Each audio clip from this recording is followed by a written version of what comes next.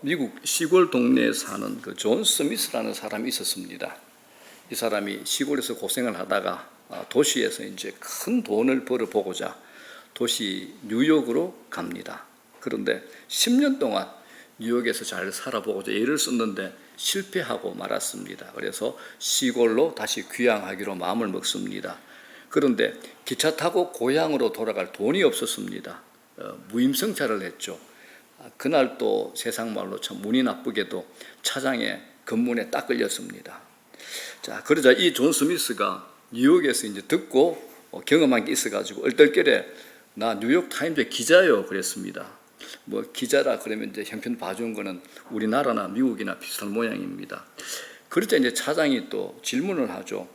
당신이 기자라는 거 한번 증명해 보시오 그랬더니 내가 옷을 갈아입고 와서 신분증을 못 가지고 와서 이제 둘러댔습니다. 그러니까 이 차장이 하는 말이 더 기가 막힙니다. 그래요?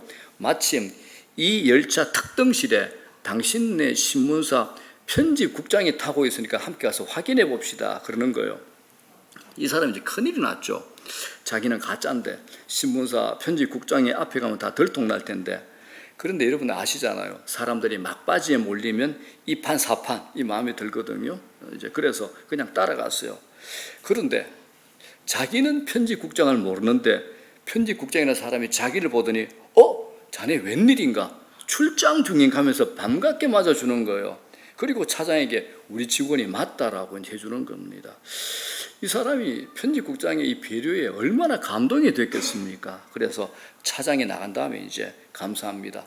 내가 당신 신문사 직원이 아닌 것을 알면서도 어떻게 나를 용서해주고 또 이해해주고 공공에서 구해주셨는데 참 감사합니다. 그랬더니 이 편집국장이 하는 말이 나도 가짜야 그러더라고요. 나도 가짜야. 자, 여러분 이제 이 이야기 이제 우리 삶의 이야기로 가지고 오면 참 융통성 있고 포용력 있는 좋은 얘기입니다. 그러나 이걸 진리라는 선상으로 가지고 오게 되면 두 사람 다 뭡니까? 거짓이죠. 이 거짓말하는 겁니다. 정직하지 않는 거죠. 그런데 웃기는 것은 이 거짓이 우리에게 훨씬 더 인간적으로 보이고 사람 냄새가 나는 것 같고 멋져 보이는 겁니다. 여러분 어떻나요? 그렇지 않나요? 그래서 우리 기독교가 진리만을 한 가지 진리만을 붙든다는 그 이유 때문에 배타적이라는 소리를 많이 듣습니다. 왜 기독교만 구원이 있다고 그러냐? 왜 기독교만 옳다고 그러냐? 이런 얘기를 자주 듣잖아요. 그런데 우리는 정답을 압니다. 그래서 정답은 1이다라고 주장을 합니다. 근데 세상은 야 정답을 2로 말하나 뭐 3으로 말하나 무슨 차이가 있느냐라고 따집니다. 그런데 우리는 오직 1입니다. 이런 차이를 통해서 기독교는 참 답답하다, 막혀있다라는 소리를 듣곤 합니다. 오늘 말씀도 이런 맥락의 말씀입니다. 성경 가운데 예수님께서 친히 하신 말씀이 가장 많이 나오는 성경이 요한복음입니다. 그래서 제가 목사님 성경 읽고 싶은데 어디부터 읽어볼까 하면 제가 요한복음을 먼저 읽어보라는 얘기가 바로 그 얘기입니다. 예수님께서 친히 하신 말씀이 제일 많이 나오는 본문이 요한복음이 되는 겁니다. 요한복음을 읽을 때마다 예수님이 말씀하시는 그 현장 안으로 들어가서 그 음성을 듣게 되면 그를 믿지 않을 사람이 아무도 없습니다. 내 앞에서 지금 말씀하시는 주님의 음성을 받아들이면 우리가 그의 영광을 보게 될 겁니다. 요한복음 말씀의 특징이 있습니다. 아주 간결하고 단순하게 진리를 표현하고 있습니다. 그래서 설교하는 설교자들도 참 까다로운 본문이고 우리를 자주 당황하게 하는 본문이 또한 요한복음이기도 합니다. 우리가 잘 아는 내용이 있죠. 앞에 요한복음 4장에 가면 우물물 길을 온 수가성 여인에게 예수님께서 내가 네게 생수를 주겠다라고 말합니다. 이건 예수님 자신이 바로 생수라는 뜻이죠. 그리고 또 6장에 가면 베세다 들판에 2만 명의 배고픈 군중들에게 야 내가 생명의 떡이다 라고 말씀하셨습니다. 물길로 온 사람에게 야 내가 생수니 나를 마시라 이 말씀이나 배고픈 사람에게 내가 생명의 떡이니 나를 먹으라 하는 이 말씀을 대하게 되면 누구나 당할 수밖에 없을 겁니다. 왜냐하면 예수님은 생수나 떡처럼 접시에 담거나 먹고 마실 수 있는 물질이 아니기 때문에 그렇습니다. 자, 그런데 오늘은 더 당황스러운 말씀을 예수님께서 하시는 겁니다. 자, 53절에서 55절 보겠습니다. 자, 시작. 예수께서 이르시되 내가 진실로 진실로 너희에게 이르노니 인자의 살을 먹지 아니하고 인자의 피를 마시지 아니하면 너희 속에 생명이 없느니라. 내 살을 먹고 내 피를 마시는 자는 영생을 가졌고 마지막 날에 내가 그를 다시 살리리니 내 살은 참된 양식이요 내 피는 참된 음료로다라고 합니다. 예수님께서 말씀하시는 것을 보면 거의 드라큘라나 식인종들이 모여서 얘기하는 것과 똑같습니다. 본문의 이 말씀을 문자적으로 해석하면 이렇죠. 누구든지 영생을 얻으려면 둘러앉아가지고 예수님의 살을 뜯어먹고 예수님의 피를 꿀꺽꿀꺽 마셔야 영생을 얻을 수 있다. 이렇게 해석이 되는 겁니다. 여러분 한번 상상해 보십시오. 많은 사람들이 예수님의 인육을 뜯어먹고 예수님의 피를 한 사발씩 마셔가지고 입가에 피가 묻어있는 모습을 상상해 보십시오. 얼마나 끔찍합니까? 여기서 이 말씀이 어려운 것은 정상적인 생각을 하는 사람이라면 이런 끔찍한 말을 듣고 당황하지 않을 사람이 없을 거라는 겁니다. 자, 우리 기독교는 실제로 예수님의 살을 먹고 예수님의 피를 마시는 것은 아닙니다. 이 말씀의 진짜 의미는 예수님께서 십자가에 못 박히신 후에야 깨닫게 될 겁니다. 예수님께서 십자가에서 비참하게 죽으신 것이 내 죄를 대신하여 죽으신 것이라는 사실을 믿을 때 우리가 예수님과 내가 하나가 됩니다. 이걸 믿을 때 우리가 하나가 되는 겁니다. 이걸 예수님은 예수님의 살을 먹고 예수님의 피를 마시는 것으로 우리에게 설명하신 겁니다. 이럴 때 내가 예수 믿는다는 것은 내가 예수를 먹는다는 것, 이렇게 되는 겁니다. 그래서 예수님의 죽으심과 내가 하나가 되는 겁니다. 이걸 사도 바울이 로마서에서 자주 반복을 했죠. 예수 그리스도께서 십자가에 못 박히실 때 너희들도 같이 못 박혔다. 예수님께서 부활하실 때 너희도 부활했다. 이게 이제 갈라디아서에, 고린도서에, 또 에베소서에 이런 표현들까지 있죠. 너희들이 예수를 믿을 때 하늘에 이미 올라가서 예수와 함께 앉아있다라고 에베소서 2장에 우리에게 얘기를 합니다. 저는 이 말씀을 그대로 믿습니다. 우리는 이중적인 신분을 가지고 있는 자들입니다. 자, 56절 보십시오. 다 같이 읽습니다. 시작. 내 살을 먹고 내 피를 마시는 자는 내 안에 거하고 나도 그의 안에 거하나니. 예수님의 살을 먹고 피를 마시는 자는 예수님 안에 거하게 됩니다. 예수님도 그 사람 안에 거하시게 되는 겁니다. 다시 말해서 예수님과 내가 하나가 되어서 함께 동거한다는 겁니다. 그래서 사도 바울은 이걸 가지고 갈라디아서 2장 20절에 뭐라 그럽니까? 내 안에 그리스도께서 사시는 것이라는 표현을 합니다. 우리 잘 알잖아요. 다 같이 시작. 내가 그리스도와 함께 십자가에 못 박혔나니. 그런 적이 이제 내가 사는 것 아니요 오직 내 안에 그리스도께서 사시는 것이라. 찬양도 있잖아요. 그죠? 우리 무반주나 불러봅시다. 내가 그리스도와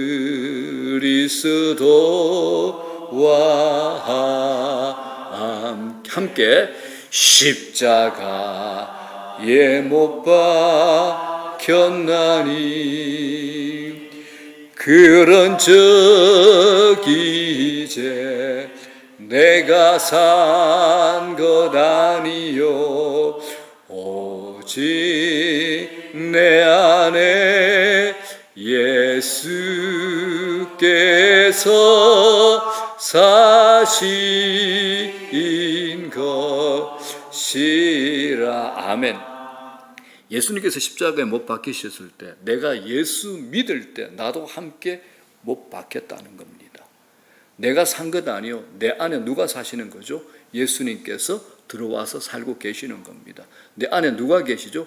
예수님이 계시죠. 뭐 성경 곳곳에 이런 얘기입니다. 너희 안에 누가 있는가? 예수 그리스도가 있지 않은가 확인해 봐라. 너 그 확신 없느냐? 그럼 너희들은 버림받은 자라라고 고린도후서 13장 5절도 말씀하지 않습니까? 우리가 예수 믿는다는 것은 예수님은 저 하늘에 계시고 성령님은 저 멀리 계시고 나는 이곳에 계셔서 위에서 나를 조정하고 뭐가 필요해 내가 도와줄게, 이게 아니라 예수 그리스도께서 영으로 성령으로 우리 안에 와 계신다는 겁니다. 내 안에 계시는 겁니다. 이게 예수 믿는 겁니다. 창조주가 우주보다 더 크신 분이 영으로 내 안에 계신다. 말이 안 되잖아요. 이게 예수 믿는 겁니다.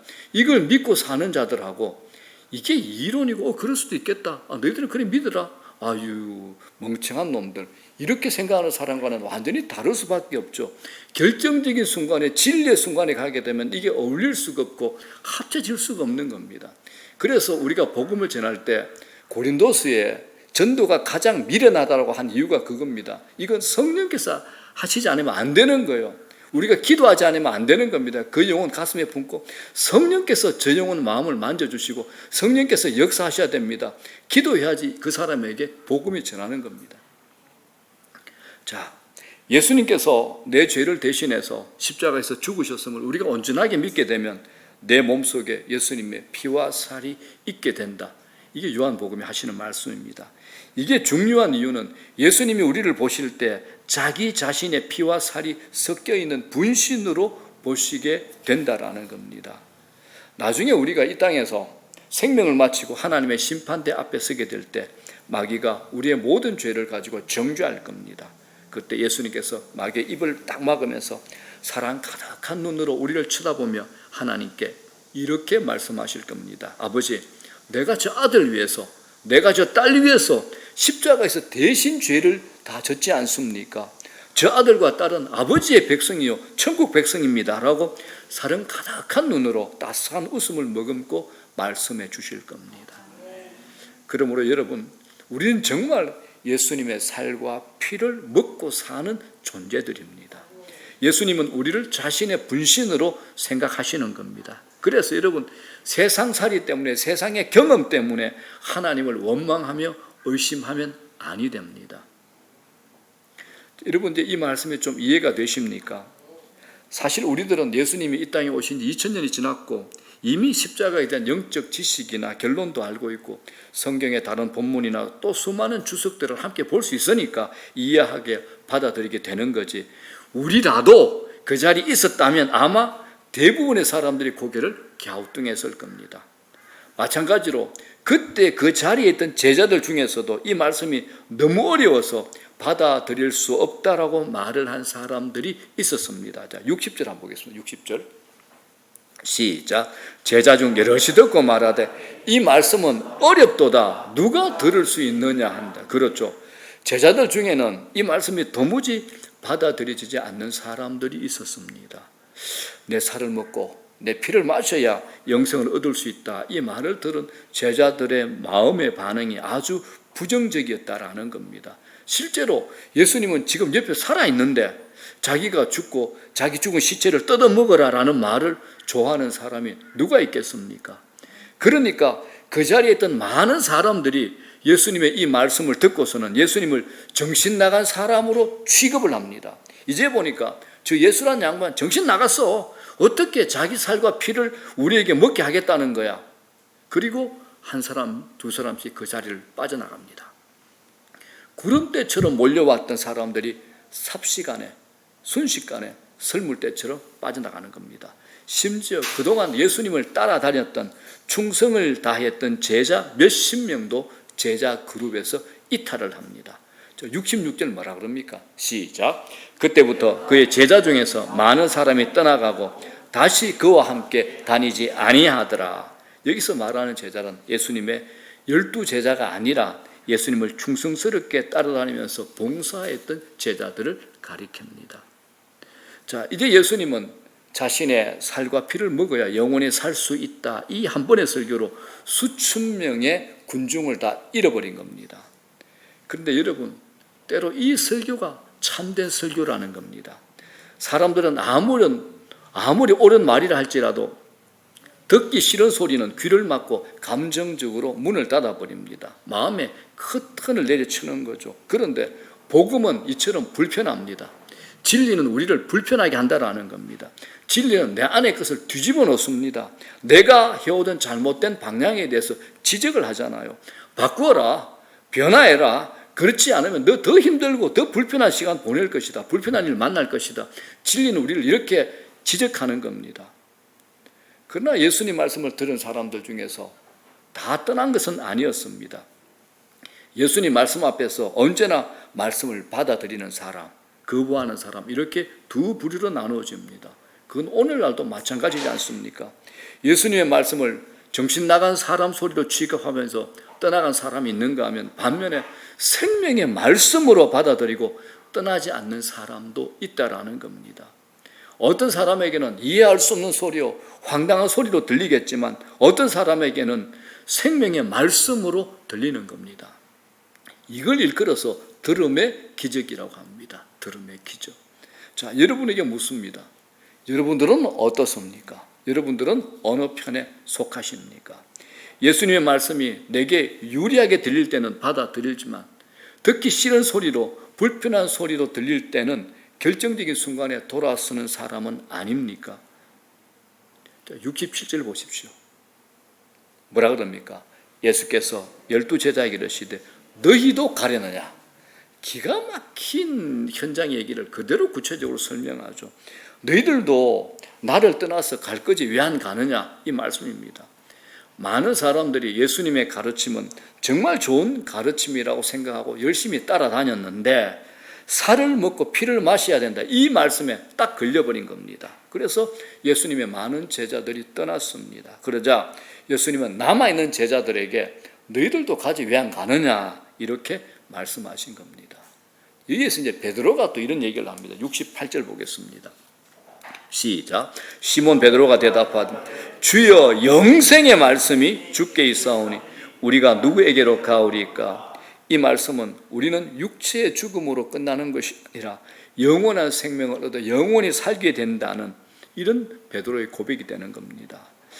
자, 여러분들은 기독교의 최종적인 핵심이 무엇이라고 생각합니까? 최종적인 핵심요. 여러 가지 핵심이 있지만 가장 최종적인 핵심이 뭐냐? 기독교의 핵심은 영생입니다. 영생입니다. 교회 안에서 영생을 포기한 채 윤리적인 교훈만을 가르치는 기독교는 기독교가 아닌 겁니다. 참된 교회 안에서 선포되어야 하는 것들 중에는 우리 인간의 죄인됨, 십자가를 통한 용서, 그리고 부활과 천국이 반드시 있어야 됩니다. 여러분 병원에 중환자실에 가보셨죠?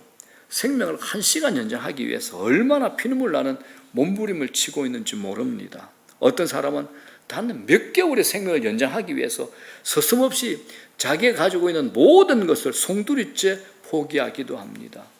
우리가 육신의 생명을 가지고 이 세상에 사는 한 생명에 집착하는 모습은 너무나 당연한 겁니다. 현대 대중음악에서 제일 큰 인기를 끌었던 미국의 가수 있죠. 여러분 다 알 겁니다. 마이클 잭슨. 모르는 사람 없을 겁니다. 그가 인기를 누린 30년의 세월은 이 세상에서 누릴 수 있는 모든 영화와 인기와 부를 누리며 살았습니다. 이 사람의 평소에도 했는 말이 있어요. 나는 150살까지 살 거야. 평소에 이런 말을 했습니다. 오래 살기 위해서 지나치게 이제 위생에 신경을 썼죠.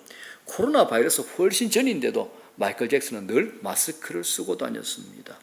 담배를 피우다가 카펫에 딱 떨어뜨리면 카펫에 균이 옮아갈까 봐 쳐다보지도 않았다라고 합니다. 병적으로 자주 손을 씻었어요. 젊어지기 위해서 매일 100% 농축 산소가 들어있는 튜브 속에 하루에도 몇 번씩 들어갔다 나왔다 했다고 합니다. 그런 그가 제가 63이거든요. 52에 마약성 마취제 과다 투여로 심장마비로 죽었습니다. 여러분 그 사람이 그토록 육신적인 생명에 집착했던 이유가 어디 있을까요? 저는 이렇게 생각합니다. 한마디로 영생을 모르기 때문에 그랬다라고 얘기하고 싶습니다. 영생을 모르기 때문입니다. 예수님께서는 자신을 우리가 영생을 얻을 수 있는 내가 생명의 떡이다라고 말씀하신 겁니다. 자, 47절 48절 보겠습니다. 시작. 진실로 진실로 너희에게 이르노니 믿는 자는 영생을 가졌나니 내가 곧 생명의 떡이라. 아멘. 자, 우리나라는 부끄러운 역사가 있습니다. 전직 대통령 또 고위 관료가 법정에 서게 되는 안타까웠고 부드러운 역사를 가지고 있습니다. 이게서 우리가 영적 교훈을 배울 수 있죠. 세상에서 8, 90년 사는 동안 한 생을 왕의 자리에서 보냈든지 황금 덩어리를 굴리며 살았든지 집안의 세상 사람들이 부러워할 만큼 좋은 집안에 좋은 가문에 살았든지 그건 하나님 앞에서 중요하지 않다라는 겁니다. 하나님 앞에 중요하지 않습니다. 재판관 앞에 죄수복 입고 선 대통령에게 과거에 새도 떨어뜨린다는 권세를 가지고 살았다는 사실과 세상에서 그 누구도 부럽지 않은 영화를 누리고 살았다는 사실은 아무 의미가 없는 겁니다. 법정에서 그거 자랑 아니잖아요. 도리어 수치요 부끄러운 일에 지나지 않습니다. 여러분, 우리가 잘못하면 하나님 앞에 가서 그 꼴이 됩니다. 우리 모두는 예수님 앞에 서서 심판을 받습니다. 만약 내가 예수님의 살을 먹고 피를 마시는 믿음을 가지지 못하여 예수님을 통해서 영원히 사는 영생을 얻지 못한 채 그 자리에 서게 된다면 죄수복 입은 대통령과 조금도 다를 바가 없게 되는 겁니다. 수백억 재산을 모아놓고 살았다는 것이 무슨 의미가 있으며 평생 최고의 권세를 누리고 살았다는 것이 무슨 의미가 있겠습니까? 만일 어떤 사람에게 하나님이 너 영원한 지옥 형벌에 살아라고 선포하시면서 마귀가 그 사람을 영원한 지옥 형벌이 있는 곳으로 끌고 가는 사람이라면 그 사람에게는 이 세상에서 잘 먹고 잘 입고 잘 누리고 살았다는 것이 티끌 만한 가치도 없다라는 겁니다. 그러므로 우리에게 정말 중요한 것은 영적인 생명을 얻는 겁니다. 영생을 얻는 겁니다. 많은 사람들이 이렇게 생각하죠. 야, 죽은 후에 잘 사는 것보다야 지금 내가 이 땅에서 좀 더 성공해서 풍족하게 넉넉하게 살면 얼마나 좋겠냐. 미안합니다. 제가 표현을 이렇게 하겠습니다. 요따오로 말을 합니다. 여러분들은 어떻습니까? 정말 그럴까요? 여러분, 정말 그럴까요? 나이 들어보시면 아시잖아요. 정말 그렇지 않다는 거 아시잖아요. 목사에게 참 여러 가지 시험이 있는데 그 중에 가장 무서운 핵폭탄이 뭐냐? 여러분들은 뭐 목사에게 사람이 많이 오니까 뭐 목사님 외롭지 않아요? 그런데 아닙니다. 목사에게 가장 무서운 핵폭탄은 고독과 외로움입니다. 우리나라 최첨단 마라도에서 목회하시는 목사님의 얘기가 제게 참 감동을 줬습니다. 목사님이 교회를 개척하고 나서 혼자서 예배를 몇 달을 드린 겁니다. 그런데 얼마 지나지 않아서 할머니 한 분이 오셨어요. 그런데 이 할머니가 글을 몰라. 노래에 대한 감각이 전혀 없는 분이야. 그래도 개척한 교회 안에 유일한 성도 한 분이 생겼죠. 그래서 목사님이 이 할머니 붙잡고 6개월 동안 한 게 있어. 한 가지. 그게 뭐냐? 내 주를 가까이 하게 함은 십자가 짐 같은 고생이나.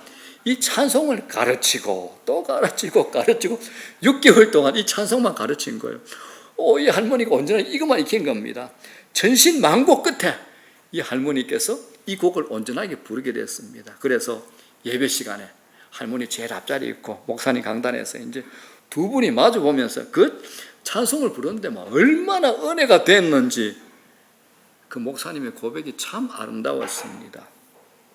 사탄이 목회자에게 주는 가장 큰 무서운 무기가 뭐냐? 고독과 외로움입니다. 그런데 여러분, 목회자가 이 고독과 외로움을 예수 그리스도를 향한 신뢰와 그리고 눈에 보이지 않는 세상을 바라볼 줄 아는 영안으로 이겨내지 못한다면 목사는 야망이라는 우상과 타협을 하게 됩니다. 세상의 방식을 동원하겠죠. 숫자에 목매달겠죠. 하나님과 상관없는 개인적인 성취와 업적에 목매달게 될 겁니다. 그러므로 목회자가 한 영혼을 바라보지 못하면 예수 그리스도의 십자가와 영생에 관한 믿음을 얘기할 수 없는 겁니다. 목회자라도 여러분, 눈에 보이는 세계에만 갇혀버리면 입으로는 예수 아는데 그 마음에는 예수를 통한 영생이 희미해져 있는 겁니다. 여러분, 우리 예수님 보십시오. 어떻습니까? 두 개의 세계를 동시에 보고 계시는 겁니다. 하나님의 세계와 이 세상, 이 두 개를 동시에 보고 계신 겁니다. 그러나 사람들 오직 눈에 보이는 이 세상이 전부입니다. 이 세상에 잘 먹고 잘 사는 것이 전부이기 때문에 예수님의 그 능력으로 이 땅에서 잘 먹고 잘 사는데 도움이 되기를 바랐던 겁니다. 이걸 너무도 답답하게 여기신 예수님께서 모든 사람에게 배신당하고 등돌림 당하고 비웃음을 당하면서까지 내 살을 먹고 내 피를 마심으로 영생을 얻으라라고 말씀하신 겁니다. 이 땅에 살아가는 육신이 전부인 줄 알고 살아가는 우리가 얼마나 답답하게 보여줬으면 십자가에서 자기 살을 찢고 피를 흘리는 고통을 당하면서까지 내 살을 먹고 내 피를 마시라 이렇게 말씀하셨겠습니까? 사랑하는 여러분, 예수 믿으시죠? 예수 믿으시죠? 우리 모두 안에는 영적인 생명이 있습니다. 이게 얼마나 중요한지 요한복음 안에서만 36번 반복적으로 나옵니다. 36번요. 영적인 생명, 즉 영생은 죽음이 가까이 하지 못하는 하나님 나라에 들어가 영원히 하나님과 더불어 사는 겁니다. 이건 장래에 우리가 맛볼 수 있는 가장 아름다운 축복의 약속이 되는 겁니다. 그래서 54절에 뭐라 그럽니까? 마지막 날에 내가 그를 다시 살린다. 다시 살린다라는 겁니다. 하나님과 영원히 사는 생명을 주시겠다는 겁니다. 58절에 뭐라 그럽니까? 이 떡을 먹는 자는 영원히 살리라. 이 떡이 누굽니까? 예수 그리스도의 살이잖아요.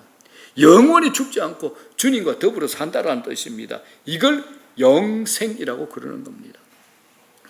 여러분, 이처럼 죄와 허물로 죽은 우리가 생명이신 하나님께 나아갈 수 있는 길은 오직 예수 그리스도밖에 없습니다.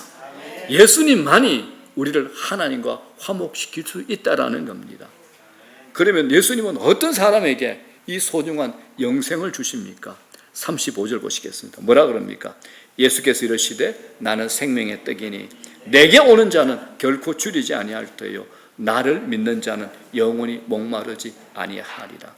예수님께로 와서 예수님을 믿는 자에게 영원한 생명을 주신다라고 약속하셨습니다. 예수님이 천국문의 열쇠가 되는 겁니다. 사랑하는 여러분, 전부 다 저 한번 보시기 바랍니다. 간절한 소원요. 저는 우리 모두가 또 온라인을 통해서 예배에 참석하신 분들, 또 이 자리에 특별한 무슨 일이 생겨서 못 오시는 분들까지 우리 모두가 한 사람도 빠짐없이 영생의 축복을 온전히 받고 누릴 수 있으면 정말 좋겠습니다. 정말 좋겠습니다. 저희의 온전한 소원입니다. 온전한 소원입니다.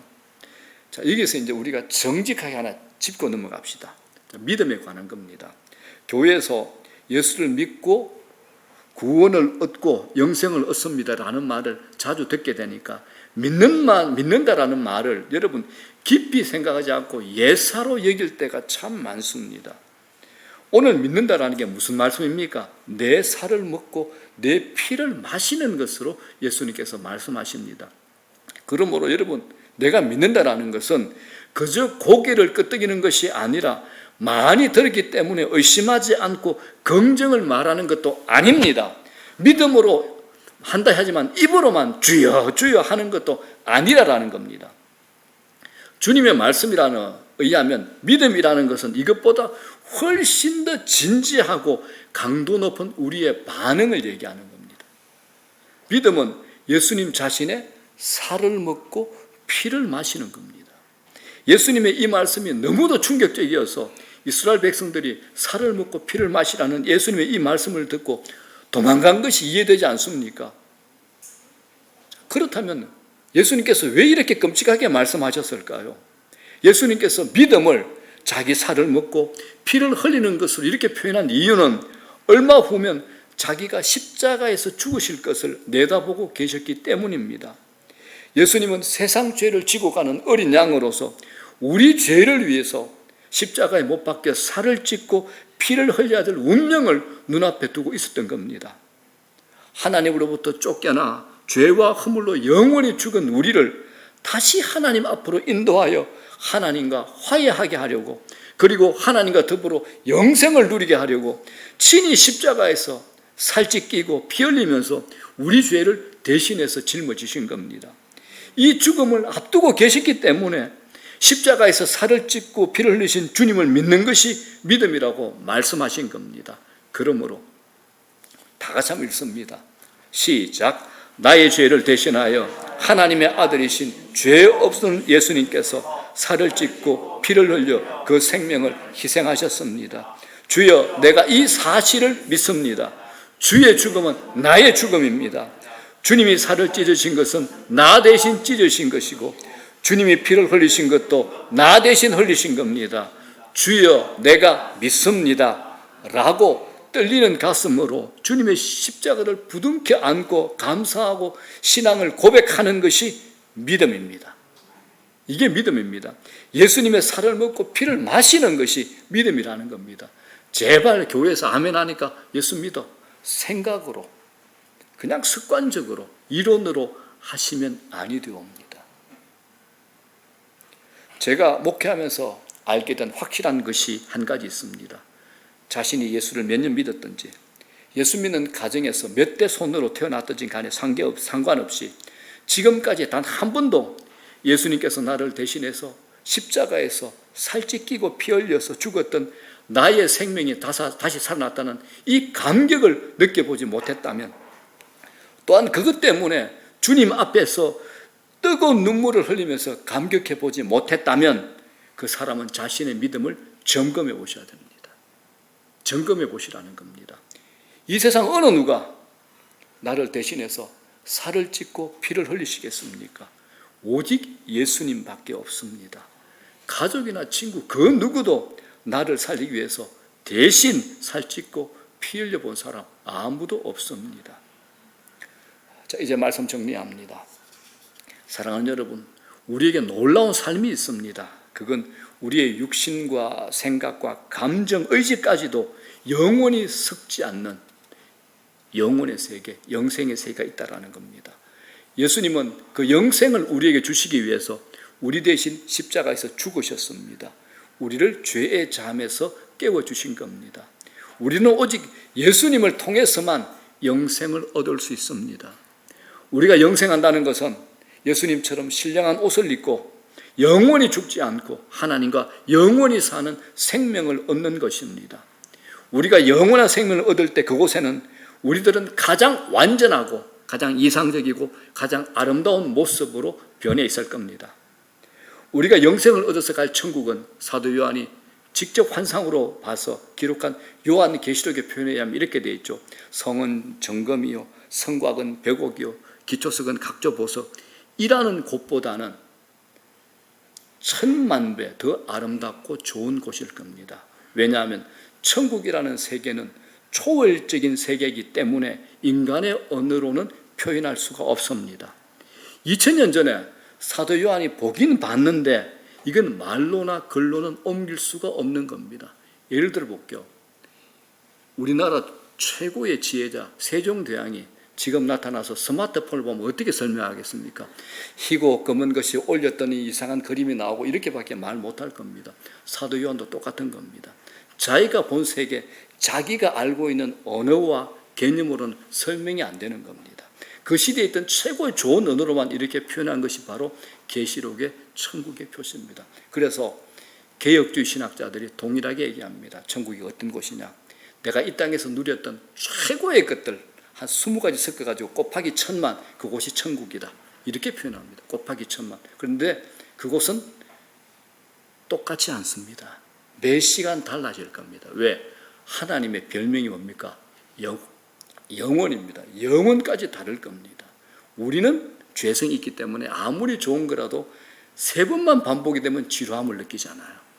그런데 그곳은 영원히 변하는 더 좋은 곳이 천국이라는 겁니다. 자, 저의 사명이 있습니다. 저의 사명. 저도 이제 몇 년 안 남았잖아요. 제 사명. 제가 만난 모든 사람들에게, 특별히 화미교회 안에 또 저를 만나는 모든 사람들이 영생을 얻도록 복음을 전하고, 전하는 복음을 마음으로 믿은 여러분들과 함께 어디에서요? 천국에서 영원토록 함께 사는 겁니다. 영원히 함께 사는 겁니다. 그때 저보고 목사님 그러면 됩니다. 저도 여러분 보고 성도님 그럴 겁니다. 우리가 먼저 가신 부모님도 보게 될 겁니다. 또 나중에 우리 따로는 사람들도 만나게 될 거죠. 사랑하는 여러분, 예수 그리스도를 온전히 믿어서 영생과 천국의 소망이 우리가 현재를 살아가는 힘이 되어야 되는 겁니다. 삶의 분명한 이유가 될 수 있기를 주님의 이름으로 축원합니다.